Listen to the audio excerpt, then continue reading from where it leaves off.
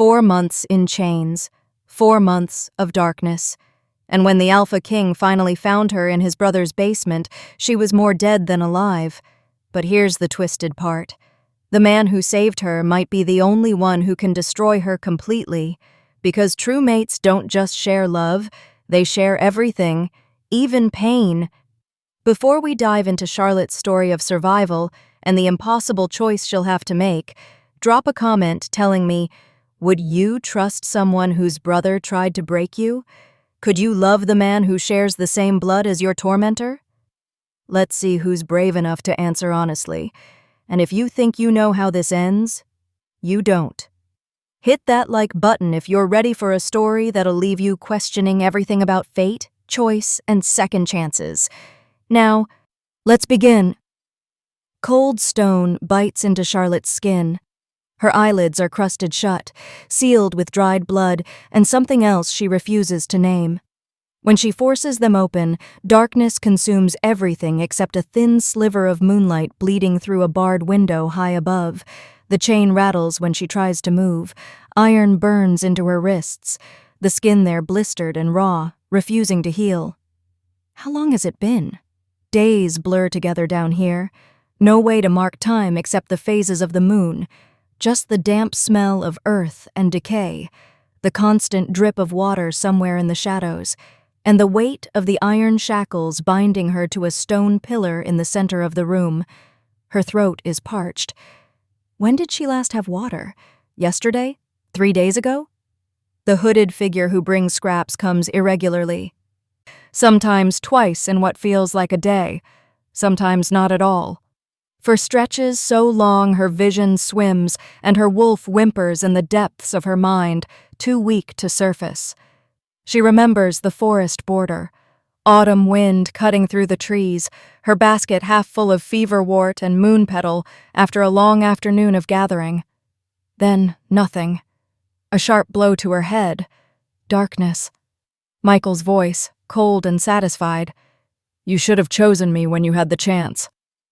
That was 4 months ago. At least she thinks it was 4 months. Time loses meaning in the dark.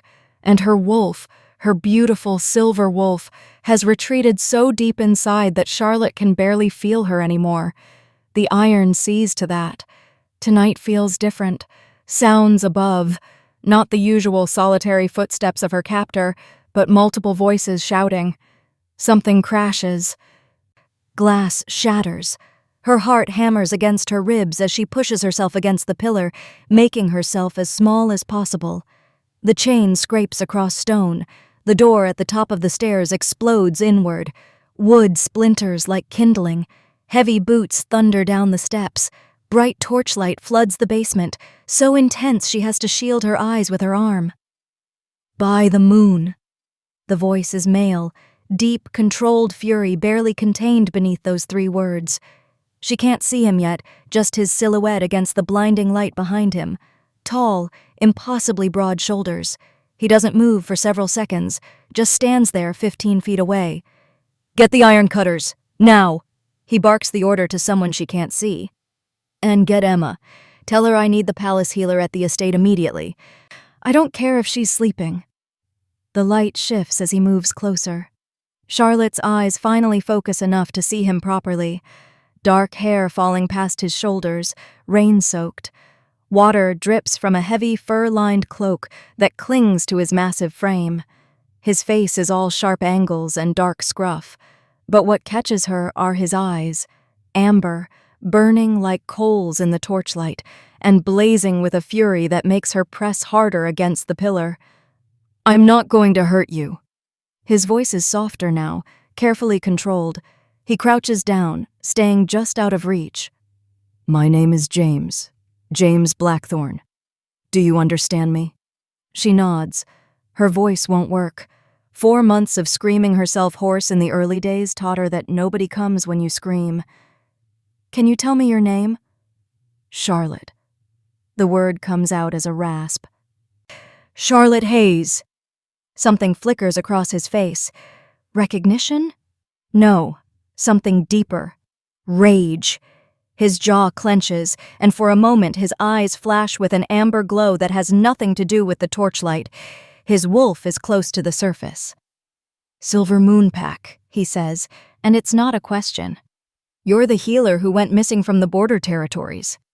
She nods. How does he know that?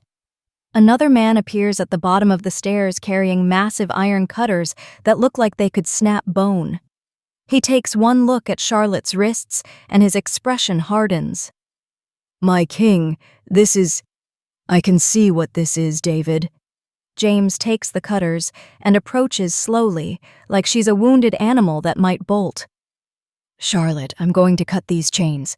The iron will continue to burn for a moment after they're removed. Can you bear it?" She nods again. Anything is better than this. When the first shackle parts with a sharp crack, Charlotte gasps. The absence of pressure makes her dizzy, but the iron's poison still burns in her blood. James catches her before she can collapse forward, his hands careful on her arms despite their size. "Easy. When did you last eat?" She can't remember. Yesterday? The day before? Her wolf is too quiet, too distant. He curses in a language she doesn't recognize, something ancient and guttural, and scoops her up like she weighs nothing. His warmth is shocking after months of cold stone. "David, burn this place to the ground," James says quietly, but there's violence threaded through every word. "And find my brother. I don't care where he's hiding. I want him brought to me in chains." The same iron chains he used on her. As he carries her up the stairs, Charlotte's vision begins to fade, but not before she hears his next words, spoken so softly she almost thinks she imagined them. "I've got you now. You're safe. I swear on my crown he will never touch you again." Charlotte wakes to softness. It takes her several moments to understand what that means. A mattress beneath her instead of stone, blankets instead of chains, warmth instead of the bone-deep cold that had become her constant companion. Her eyes flutter open to a room bathed in gentle morning light, filtering through tall windows draped in deep blue curtains. "Easy now. Don't try to sit up too quickly." The voice belongs to a woman with kind eyes and graying auburn hair pulled back in a practical braid. She sets down a mortar and pestle, the scent of feverwort and silver leaf filling the air. "I'm Emma, the palace healer. You've been sleeping for 2 days." 2 days. Charlotte's throat feels raw, but better than before. A cup of water appears at her lips, and she drinks gratefully, the cool liquid soothing the burn. "Your wrists and ankles are healing now that the iron is out of your system," Emma continues, gently checking the bandages wrapped around Charlotte's injuries. "But the damage to your wolf, that will take longer. Iron poisoning affects us differently than physical wounds." Charlotte closes her eyes. She can feel the vast emptiness where her wolf should be, like a room with all the furniture removed. The silence is deafening. "She's still there," Emma says softly, somehow understanding. "She retreated to protect you both. Give her time." The door opens and Charlotte tenses instinctively, her heart rate spiking. But it's James who enters, and something in her chest loosens at the sight of him. He's changed from the rain-soaked cloak into dark trousers and a simple linen shirt, his long hair tied back. He stops just inside the doorway, as if aware that coming closer might frighten her. "How is she?" he asks Emma, though his amber eyes never leave Charlotte's face. "Stronger. The iron is purging from her system. She'll need rest and proper food, but she'll recover." Emma squeezes Charlotte's hand gently before standing. "I'll bring breakfast. Something light to start." When they're alone, James remains by the door. The silence stretches between them, not uncomfortable but weighted with unspoken things. "You're in the royal fortress," he finally says. "The East Wing. No one enters these halls without my express permission. You're safe here." Charlotte finds her voice, though it comes out hoarse. "Why did he take me?" James's jaw tightens, and for a moment that amber glow returns to his eyes. "You rejected his claim to court you, 7 months ago, according to our investigators." 7 months. The memory surfaces. Michael Blackthorn appearing at her healing cottage, all false charm and barely concealed aggression.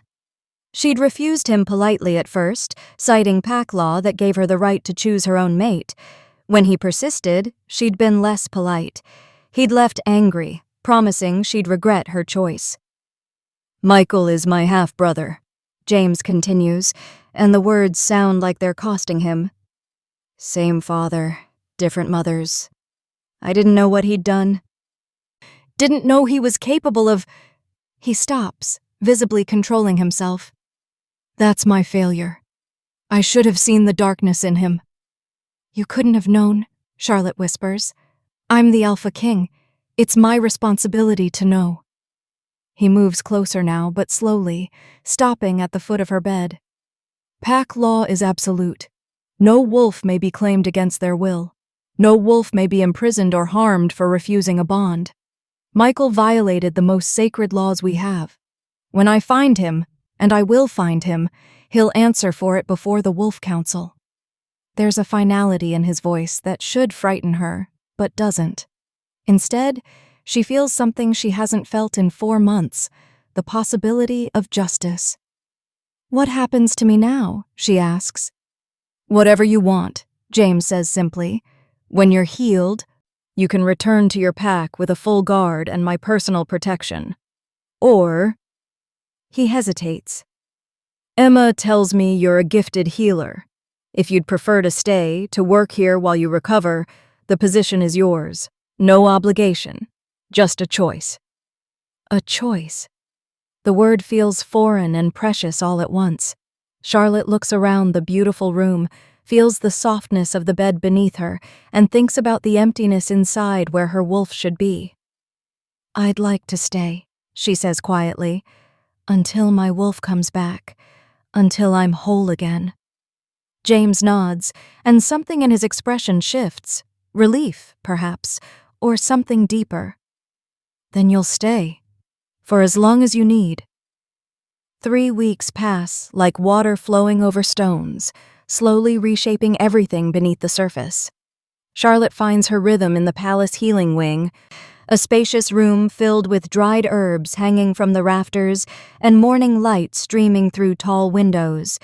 Emma teaches her the palace protocols, introduces her to the warriors and staff, shows her where supplies are kept. But mostly, Emma gives her space to heal by helping others heal. The work is a lifeline. When Charlotte's hands are busy grinding poultices or stitching wounds, her mind can't spiral into the darkness of the basement. The warriors are respectful, even gentle with her, though she catches them watching sometimes, not with pity, but with a protective alertness that tells her James has spoken to them about what happened. "You have a gift," Emma says one afternoon, watching Charlotte examine a young guard's twisted ankle with practiced efficiency. "The way you touch, it's instinctive. Your wolf knows healing even when she's quiet." Charlotte's chest tightens at the mention of her wolf. The silence inside her hasn't changed, though sometimes she thinks she feels a distant flutter, like a bird trapped behind glass. James's legal advisors arrive on the 4th week, 2 stern-faced men named Robert and William, who treat her with careful formality. They bring documents, ask questions about her life before, explain that she'd been declared missing by the Silver Moon Pack after she never returned from the forest. "As of today, you're legally restored," Robert says, sliding a scroll across the table bearing the royal seal. "Your status, your property, everything. The Alpha King has made it official." William adds quietly, "He's also declared you under Crown protection." Michael Blackthorn is formally charged with abduction and violation of sacred law. Every pack in the 5 kingdoms is searching for him. After they leave, Charlotte sits alone in her room holding the scroll, officially alive again, officially herself. But the girl who walked into that forest 4 months ago feels like a stranger, that Charlotte wasn't afraid of shadows or sudden sounds, that Charlotte's wolf sang beneath her skin. The nightmares start that night. She's back in the basement, iron burning her wrists, Michael's voice echoing from the darkness. "You should have chosen me. You'll learn." She wakes gasping, sweat-soaked, her heart hammering so hard she thinks it might break through her ribs. The walls of her beautiful room feel too close, the darkness too thick. It happens again the next night, and the next. On the fourth night, Charlotte wakes screaming, and this time she can't stop shaking. She draws her knees to her chest, tries to remember Emma's breathing exercises, but her lungs won't cooperate. The panic has teeth and claws, and it's tearing her apart from the inside. A sound at her door, a soft whine, followed by a gentle scratch. Charlotte's breath catches. She knows that sound. Wolf. She stumbles to the door, opens it, and finds an enormous black wolf sitting in the corridor. His amber eyes glow in the dim torchlight, and even sitting, his head reaches her waist. James. She recognizes him instantly, though she's never seen his wolf form before. He doesn't move, doesn't try to enter, just watches her with those intelligent eyes, his presence solid and real and safe. "I woke you," Charlotte whispers, embarrassed. The wolf's ears flick forward. He tilts his head slightly, as if to say he doesn't mind. She should close the door, should tell him she's fine and send him away, but the panic is still clawing at her throat, and the thought of being alone in the darkness makes her chest constrict. "Will you—" She swallows hard. "Will you stay? Just outside? I don't want to be alone." The wolf stands, moves to position himself across her doorway, and settles down with his massive head on his paws. A guardian. A protector. Not forcing his way in, not demanding anything, just there. Charlotte leaves the door open and returns to bed. The sound of his breathing, steady and even, fills the silence where her own wolf should be. She falls asleep watching his dark silhouette, the rise and fall of his chest, the occasional flick of an ear. She doesn't dream. The next night he's there again before she even has the nightmare, and the night after that. Emma says nothing, but Charlotte catches her knowing smile when she notices the black fur caught on the doorframe. "Your wolf is stirring," Emma mentions casually one morning while they're preparing willow bark tea. "I can sense it. Faint, but there." Charlotte pauses, turns her attention inward, and for the first time in months, she feels it. A flutter of response. Distant, cautious, but real. Her wolf recognizes the presence outside the door, recognizes safety, recognizes him. "Why does he do it?" Charlotte asks quietly. "Sleep outside my door?" Emma's expression softens. "Because you needed him to, and because James Blackthorn doesn't know how to do anything halfway, not ruling, not protecting, not caring." She meets Charlotte's eyes. "He blames himself for what Michael did, for not seeing it sooner. This is his way of making it right." That night, when the black wolf takes his position outside her door, Charlotte does something she hasn't done before. She reaches out, slowly, and rests her hand on his head. His fur is thick and warm beneath her palm. "Thank you," she whispers. The wolf's eyes close, just for a moment, and deep inside Charlotte's chest, her wolf stirs again.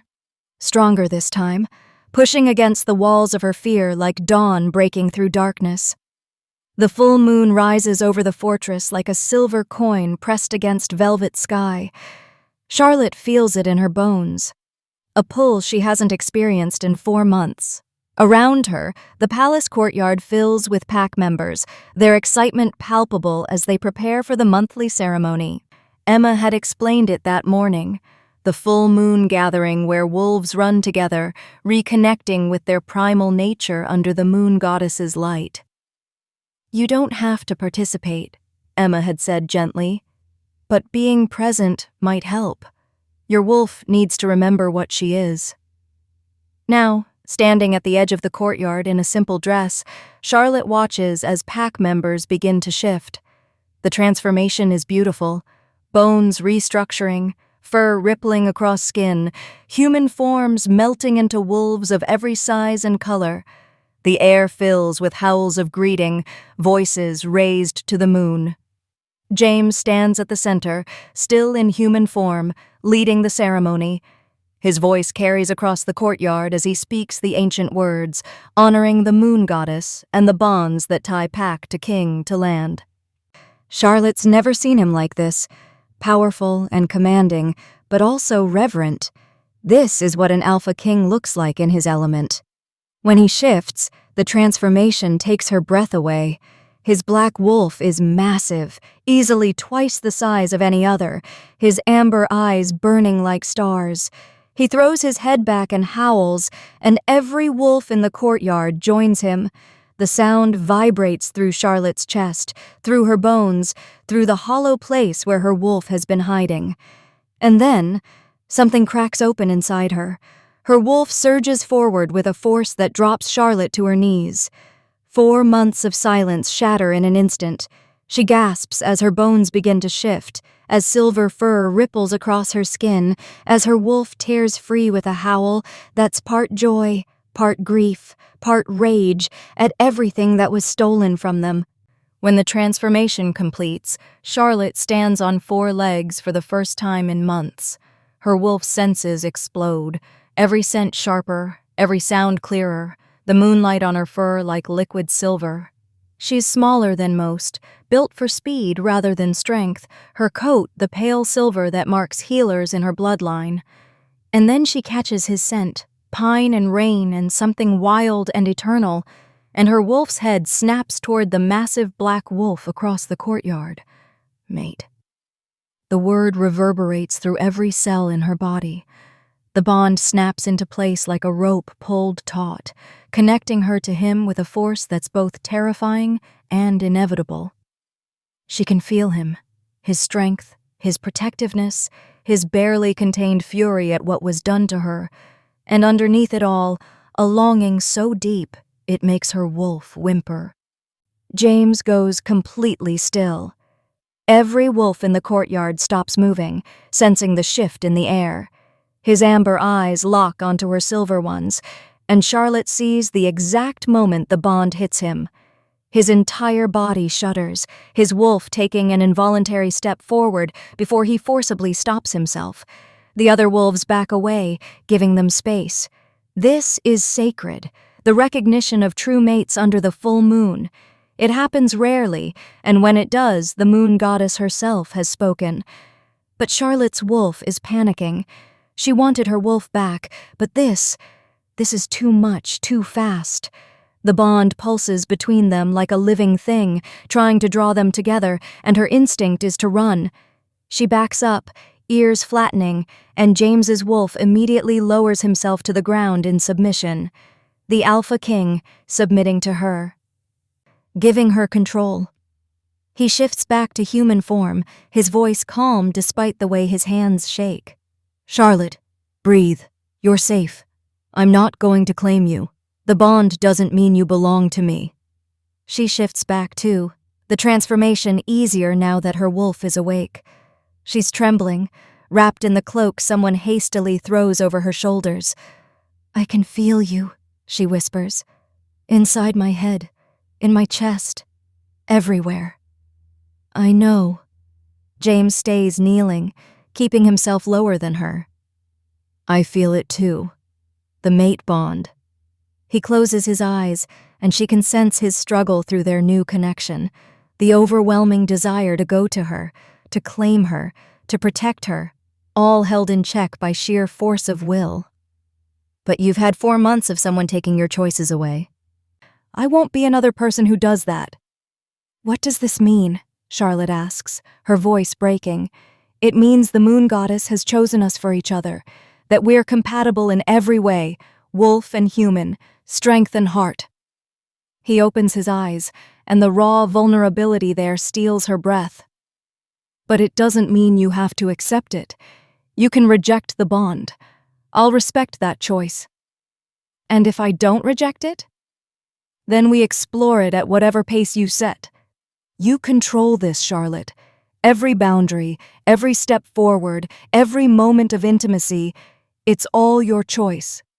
He stands slowly, still maintaining his distance. "I can wait years if that's what you need. Or forever, if that's your answer." Charlotte wraps her arms around herself, feeling her wolf's confusion. The bond wants them together, wants them close, but her human heart is still learning how to trust again. "I don't know what I want," she admits. "That's okay." James's smile is sad but genuine. "Take your time. I'm not going anywhere." But as Charlotte returns to her room that night, her wolf finally awake and the bond humming beneath her skin, she realizes something has fundamentally changed. She's not alone in her head anymore. And despite everything she's been through, despite all her fear and trauma, a small part of her, the part that's been broken for so long, wonders if maybe, just maybe, that's not such a terrible thing. The attack comes 3 days after the full moon, in the darkest hours before dawn when even wolves sleep deeply. Charlotte wakes to the sound of bells, not the gentle morning chimes, but the harsh, urgent clanging of the alarm system.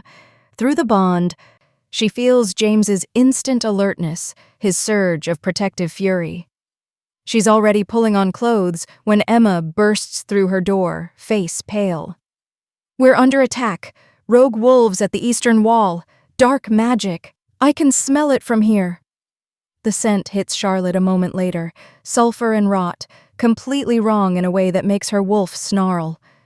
Dark magic is forbidden by every pack in the 5 kingdoms, a corruption of the natural order that poisons the land itself. Warriors flood the corridors in organized chaos. Charlotte follows Emma toward the healing wing, but a massive hand catches her arm. James, already in battle gear, leather armor and weapons she didn't know he owned. His amber eyes are blazing. "Inner sanctum, now!" It's not a request. "I'm a healer. I'm needed. You're the target." His voice is hard, but she feels his terror through the bond. "Michael's leading this attack. I can sense him. He's come for you." Charlotte's blood runs cold, but her wolf rises up, angry and defiant. 4 months in chains has left her with very little patience for being locked away. "I won't hide while others fight for me," she says firmly. James's jaw clenches. "Charlotte!" An explosion rocks the fortress. Stone dust rains from the ceiling. Through the windows, Charlotte sees fire blooming against the eastern wall. Unnatural green flames that don't behave like normal fire. Dark magic, burning with malevolent purpose. "Inner sanctum," James repeats, already pulling her down the corridor. "We can argue there." The inner sanctum is a fortified room deep in the fortress's heart, its walls carved with ancient protective runes that pulse with faint silver light. David and William are already there, along with a dozen other wolves James trusts most. Maps spread across a table, and a scout is reporting in rapid bursts. 40 rogues, maybe more, dark magic users, at least 3. They breached the eastern wall with some kind of explosive. Our wolves are holding them at the second courtyard, but..." The scout's eyes flick to Charlotte. "They're asking for her, saying if we hand her over, they'll leave." "Over my dead body," James growls, and every wolf in the room echoes the sentiment with snarls of agreement. Charlotte moves to the table, studying the maps with a healer's eye for strategic thinking. The healing wing is exposed. If they push through the second courtyard, Emma and the wounded will be trapped. "We've got warriors there," David says, but his expression is worried. Through the windows high above, Charlotte hears screams, pain and rage mixing together. Her wolf claws at her insides. How many are dying while she stands here in safety? James is giving orders, positioning his forces, but she can feel his divided attention through the bond. Half his mind is on the battle, the other half is on keeping her safe. It's going to get him killed. "I'm not staying here," Charlotte says quietly. The room goes silent. James turns to her slowly, his expression dangerous. "Yes, you are. You need every warrior out there, but you've pulled your best wolves back to guard me." She meets his eyes steadily. "I'm not helpless, James. My wolf is awake." And I'm a healer. I can save lives while you end them." "Absolutely not!"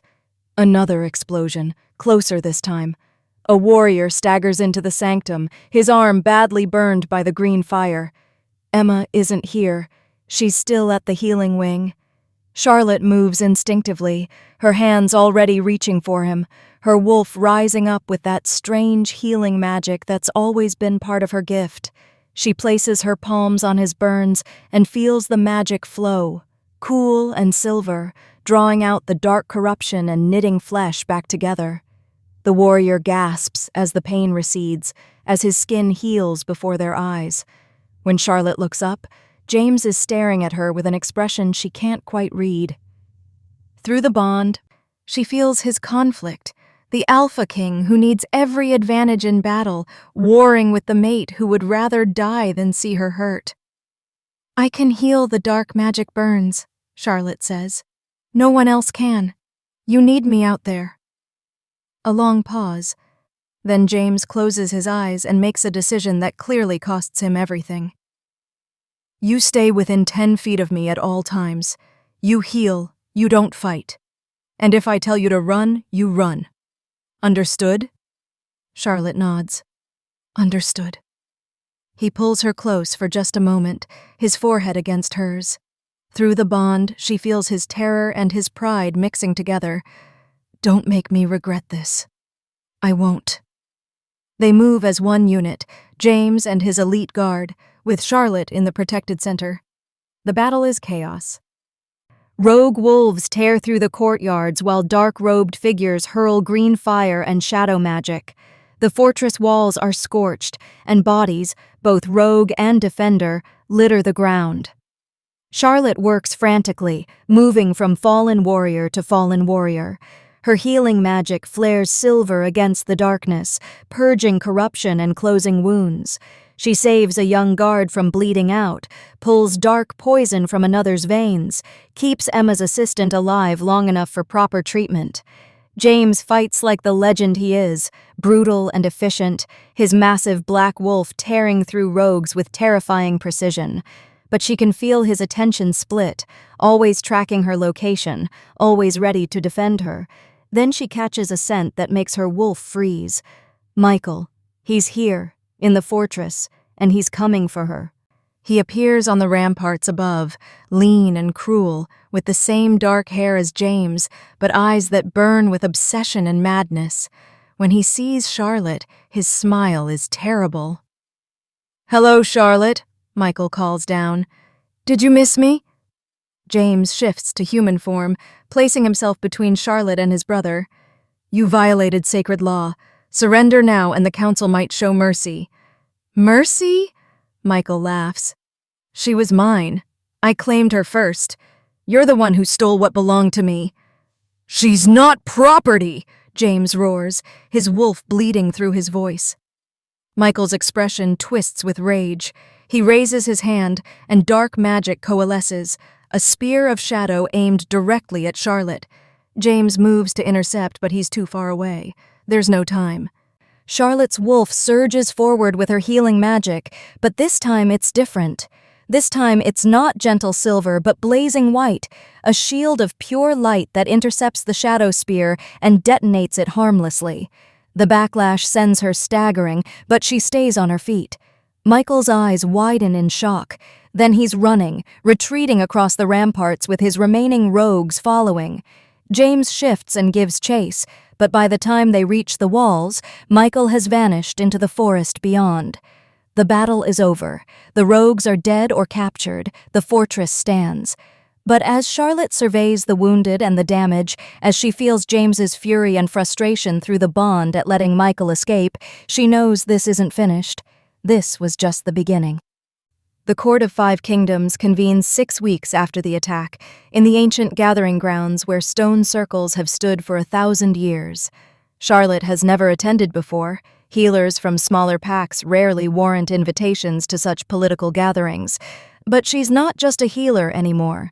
She's the Alpha King's mate, whether or not the bond is fully complete, and her presence is required. "They're going to stare," Emma warns while helping Charlotte dress in formal robes the color of moonlight. They're going to whisper. Some will try to test you, to see if you're worthy of standing beside James. Charlotte meets her own eyes in the mirror. The woman looking back is different from the one who was chained in that basement. Stronger, sharper. Her wolf prowls just beneath her skin, no longer silent and broken, but awake and watchful. Let them try. James is waiting in the corridor, dressed in black ceremonial robes with the royal crest embroidered in silver thread. His hair is pulled back, revealing the sharp angles of his face, and when he sees Charlotte, something in his expression softens. Through the bond, she feels his pride and his worry mixing together. "You don't have to do this," he says quietly. "I can make excuses. Say you're still recovering." "I'm not hiding anymore."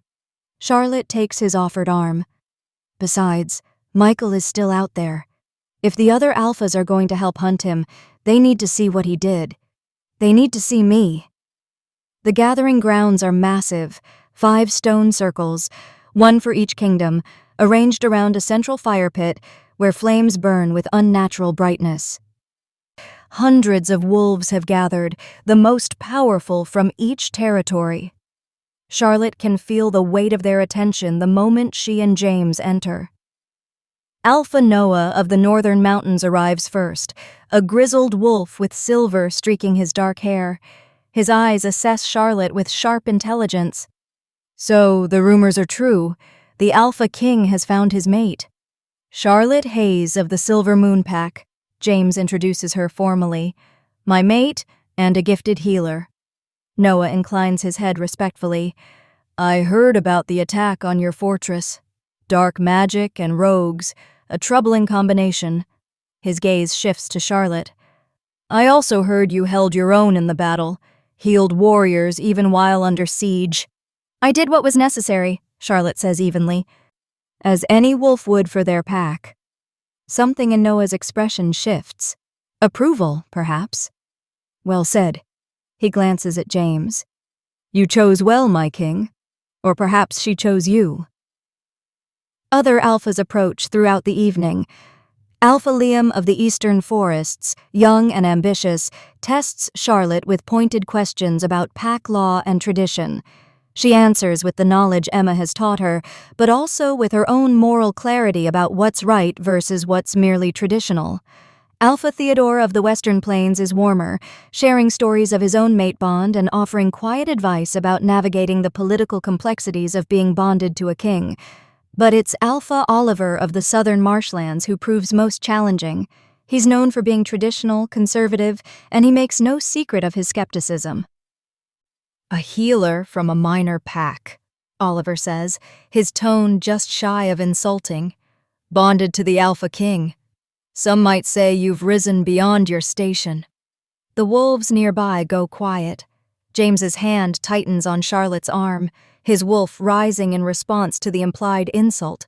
But Charlotte touches his wrist gently, a silent request for him to let her handle this. "Some might say that," Charlotte agrees calmly, just as some might say that judging a wolf's worth by their pack status rather than their actions is exactly the kind of thinking that let Michael Blackthorn torture an innocent woman for 4 months without consequence. Oliver's eyes narrow. "Careful, girl." "I'm not a girl. I'm a healer who survived iron poisoning and imprisonment. I'm a wolf who fought dark magic users to defend the fortress. And I'm the Alpha King's mate, chosen by the moon goddess herself." Charlotte holds his gaze steadily. "If you have issue with any of those things, Alpha Oliver, I suggest you take it up with her." For a long moment, Oliver simply stares. Then, surprisingly, he laughs, a rough, barking sound. "You've got teeth, I'll give you that. Perhaps you're not so ill-suited after all." As the evening progresses, the alphas gather around the central fire for the formal council. James presents the case against Michael. The kidnapping, the violation of sacred law, the use of dark magic in his attack on the fortress. One by one, the alphas pledge their support in hunting him down. "He's made himself an enemy of all 5 kingdoms," Noah declares. Any pack harboring him will face our collective wrath. When the formal proceedings end, James leads Charlotte away from the crowds to a quiet grove beyond the stone circles. Moonlight filters through ancient trees, and the air is thick with the scent of night-blooming flowers. "You were magnificent tonight," James says softly, turning to face her. Through the bond, she feels his emotions: pride, desire, love, and beneath it all, the constant hum of their incomplete mate bond, waiting for her decision. Charlotte has been thinking about this for weeks, about what it means to accept him fully, to complete the bond, to tie her life to his. She's terrified and exhilarated in equal measure. "I want to complete the first stage," she says quietly. "The marking." James goes very still. "Are you certain?" "There's no pressure, Charlotte. We can wait." "I'm certain." She steps closer, her hand resting over his heart. "I'm not saying I'm ready for everything, but I'm ready for this. I'm ready to claim you as you've claimed me." The marking is intimate but not sexual, a bite over the heart that mingles their scent and announces their bond to every wolf who encounters them. James shifts to his wolf form first, and Charlotte follows. In this form, their instincts are clearer, less complicated by human fear and trauma.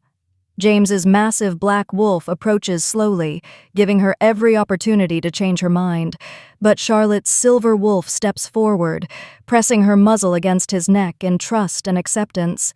He's gentle when his teeth find the soft fur over her heart, the bite deep enough to leave a permanent mark but not enough to cause true pain. Her wolf howls softly, not in pain but in recognition. Then it's her turn. She bites over his heart, smaller but just as permanent, claiming the Alpha King as her mate for all the world to see. When they shift back to human form, breathless and overwhelmed, Charlotte can feel the difference immediately. The bond is stronger now, more solid, a golden thread connecting them that will never fully break. "I can feel everything you feel," she whispers against his chest. "I know." James's arms wrap around her carefully. "Does it frighten you?" Charlotte thinks about the basement, about the chains, about the 4 months of isolation and pain. Then she thinks about the black wolf sleeping outside her door, about healing magic flowing through her hands, about standing beside James as an equal. "No," she says truthfully. "Not anymore." Above them, the full moon watches, and Charlotte swears she can feel the moon goddess's approval warming her skin like a benediction. The messenger arrives on a gray morning 2 weeks after the Court of 5 Kingdoms, bearing a sealed letter and a white flag of truce. Charlotte is in the healing wing, treating a warrior's sprained wrist when she feels James's surge of cold fury through the bond. She abandons her work and runs. James is in the council room, the letter open on the table before him. David, William, Robert, and several other trusted advisors surround him, their expressions ranging from skepticism to outrage. Council member John stands slightly apart, his weathered face thoughtful. "What is it?" Charlotte asks, breathless from running. "Michael wants to negotiate." James's voice is flat, dangerous. "He's offering to surrender himself for trial if I agree to meet him at the neutral grounds near the eastern border. Alone." "It's obviously a trap," David says immediately. "He wants to lure you out and kill you." "Of course it's a trap." James's eyes are hard as stone. "But it's also an opportunity. If we spring his trap on him instead." Charlotte moves closer to the table, her healer's instincts prickling. Something about the parchment bothers her. The scent is wrong, not quite the smell of regular ink and paper. She reaches for it without thinking. "Don't," James starts, but she's already touched it. The sensation is immediate and alarming, a faint tingling in her fingertips, an oily residue that shouldn't be there. Her wolf recoils instinctively, recognizing poison. Charlotte jerks her hand back and sniffs her fingers carefully. Beneath the scent of ink and wax, there's something else. Nightshade extract, mixed with wolfsbane oil, but processed in a way that makes it nearly undetectable. The parchment is poisoned, Charlotte says, her voice sharp with certainty. Nightshade and wolfsbane, treated to absorb through skin contact over time. Anyone handling this letter for more than a few minutes would start feeling the effects. Weakness, sluggish reflexes, delayed healing. Every wolf in the room goes still. James's face darkens with deadly rage. "You're certain?" "I'm a healer. I know poisons." Charlotte moves to the wash basin and scrubs her hands thoroughly. "Michael wasn't just setting a trap at the meeting location. He was weakening you before you even arrived. If you'd carried this letter with you, studied it, kept it in your pocket, you'd have walked into his ambush already compromised." "That clever bastard," William mutters, though there's grudging respect in his tone. James stares at the letter like it's a venomous snake. Then, slowly, a predatory smile crosses his face. "But now we know his plan, which means we can use it against him." "You're still not going alone," David insists. "I'm not going at all." James looks at Charlotte, and through the bond she feels his strategic mind working. "Michael expects me weakened and alone. We'll give him what he expects, or at least make him think we have." The plan takes shape over the next hour. Robert will wear James's cloak and armor, his scent masked by careful application of James's own scent markers. From a distance, in the right light, he could pass for the Alpha King. Meanwhile, James and his elite warriors will be hidden in the forest surrounding the neutral grounds, waiting to spring their own trap. "What about the insider?" Charlotte asks quietly. Michael knew about the Court of Five Kingdoms timing. He knew when the fortress would be most vulnerable during the attack. Someone's been feeding him information. The room goes silent. James's expression turns cold. "I've had the same thought. David, I want everyone in this room investigated. Everyone who had access to palace schedules, guard rotations, my travel plans." "My king, that would include—" David pauses, his face troubled. "That would include several council members." "I don't care if it includes my own mother's ghost," James growls. "Find the traitor." 3 days later, the trap is set down. Charlotte watches from the fortress as James and his warriors disappear into the forest, heading for the neutral grounds. She wanted to go, to be there, but James had been adamant.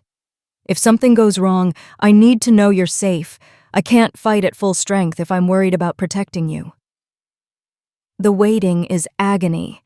Charlotte tries to work, to distract herself with the routines of the healing wing, but her attention keeps drifting to the bond. She can feel James's focused calm, his predatory anticipation. He's in his element, hunting the wolf who hurt his mate. Hours pass.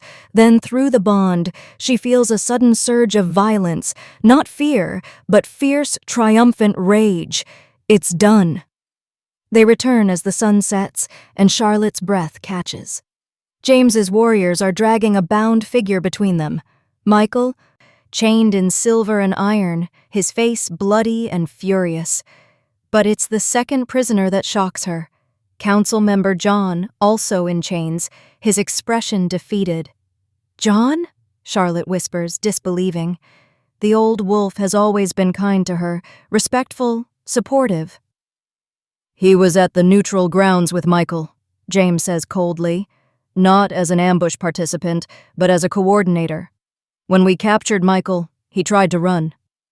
John won't meet anyone's eyes. David forces him to his knees in front of James, and the old wolf finally speaks, his voice hollow. "He's my grandson, my daughter's son. I couldn't let you kill him without trying to save him." The revelation ripples through the assembled wolves. Michael is John's grandson, related by blood through a connection no one knew existed. "So you told him everything," James says, his voice dangerously soft. "Guard schedules, Charlotte's location before she was kidnapped, the fortress vulnerabilities he exploited during the attack." "I didn't know what he'd done until it was too late," John says, and there are tears in his old eyes now. By then I was already implicated, already guilty. I thought if I could just get him away, get him to surrender peacefully. You thought wrong. James's judgment is absolute. You betrayed your pack, your king, and the woman your grandson tortured for 4 months. There is no redemption for that. John bows his head in acceptance. Michael, still defiant, spits blood at James's feet. You think you've won? You think putting me in chains makes you righteous? She was mine first. Mine? James moves faster than Charlotte's eyes can follow. His hand closes around Michael's throat, lifting him off the ground. She was never yours. She will never be yours. And when the Wolf Council sentences you, you'll spend the rest of your miserable life in silver chains, thinking about the woman who got away. He drops Michael back to the ground and turns away, his eyes finding Charlotte across the courtyard. The bond thrums between them. His rage, his relief, his absolute certainty that this, finally, is over. Charlotte runs to him, and James catches her, holding her like she's the only solid thing in a world gone mad. Through the bond, she feels his wolf finally settling, the hunt complete, the threat neutralized. It's over, James whispers against her hair. He can't hurt you anymore. And for the first time in 8 months, Charlotte believes it. The Wolf Council convenes under the full moon, all 5 alphas seated in a circle of judgment as ancient as the kingdoms themselves. Charlotte stands beside James, her hand in his, as Michael is dragged forward in silver chains that burn his skin wherever they touch. John follows, his head bowed in shame, looking decades older than he did a month ago. The trial is swift and merciless. The evidence is overwhelming. Testimony from the rogues who survived the fortress attack, the poisoned letter, John's confession, and Charlotte's own account of 4 months in captivity. Michael refuses to speak in his own defense, his silence more damning than any words could be. When Alpha Noah asks if Charlotte wishes to address her captor before sentencing, James's hand tightens on hers. Through the bond, she feels his protective instinct warring with his respect for her choice. She squeezes back, reassurance and determination in equal measure. I'll speak, Charlotte says. She walks forward until she's standing directly in front of Michael. Up close, she can see the family resemblance to James, the same strong jaw, the same dark hair. But where James's eyes burn with honor and controlled power, Michael's hold only bitterness and obsession. You thought you could break me, Charlotte says quietly, her voice carrying in the silent circle. You thought 4 months of chains and darkness would make me yours. But here's what you never understood. I was never yours to break. Not when you asked me to court you, not when you chained me in that basement, not when you attacked the fortress. I belonged to myself then, and I belong to myself now. Michael's jaw clenches, but he says nothing. I won't give you the power of my fear anymore, Charlotte continues. I won't let what you did define the rest of my life. You're nothing to me now, less than nothing, just a pathetic wolf who couldn't accept that no means no. For the first time, Michael's facade cracks. Rage floods his face, and he lunges against his chains, snarling. Guards restrain him immediately, forcing him back to his knees. Charlotte doesn't flinch. She simply turns her back on him and walks away, returning to James's side. Through the bond, she feels his fierce pride, his love, his absolute admiration for her strength. Alpha Noah's voice rings out across the circle. Michael Blackthorn, you are hereby sentenced to life imprisonment in silver chains, to be held in the Council's secure facility where you will have no contact with the outside world. Your wolf is stripped from you. You will live and die as a human, never to shift again. The sentence is worse than death for a wolf. Michael screams his rage, but the Council's judgment is final. John receives exile, banished from all 5 kingdoms, his title and lands stripped, forbidden to return on pain of death. He accepts it with quiet dignity, meeting Charlotte's eyes one last time. I'm sorry, he mouths, and she can see he means it. But sorry doesn't undo the damage, doesn't erase the betrayal.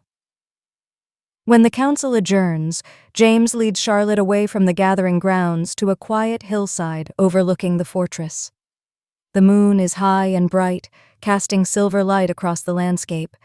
They stand in silence for a long moment, the bond humming between them.